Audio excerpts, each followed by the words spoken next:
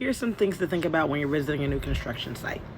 Number one, I'd advise you have a real estate agent with you. There are real estate agents on site, but they work for the builder as opposed to a buyer's agent, who would be someone who would represent you. Number two, ask them if they have any incentives for using their lender. Usually they do. It varies. I've seen as small as $500 and as much as $20,000. It depends on your price point. It varies what things those incentives mean. Sometimes they have it towards upgrades you might want, maybe finishes, maybe different flooring, maybe if you want to convert something that's more of a flex room into an actual room, things like that. So it's always good to ask.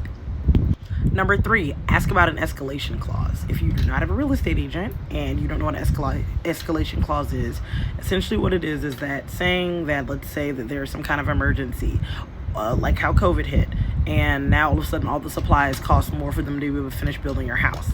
An escalation clause gives them the right to be able to raise the price of your house up to XYZ amount, depending on what's inside of your contract. So make sure that you look out for that kind of stuff.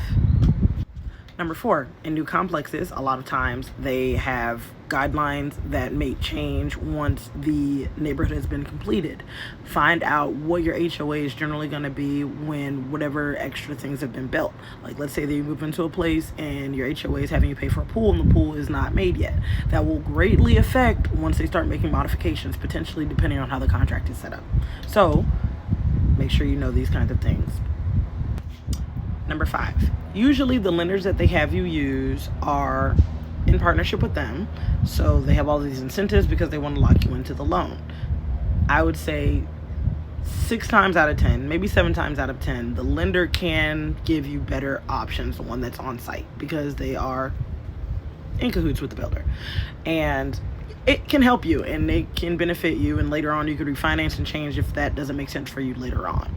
But still shop around. Just because the lender there is giving you one kind of deal, that's another question you to ask. If you decide that you want to use your own lender on a new construction property, sometimes they'll allow it, sometimes they won't. Those are things you have to find out right at the beginning. So that's a question to ask. 6, make sure that you are there for all of the walkthroughs. They're going to offer you walkthroughs as you go through different stages of the development. Make sure that you are there at all of them.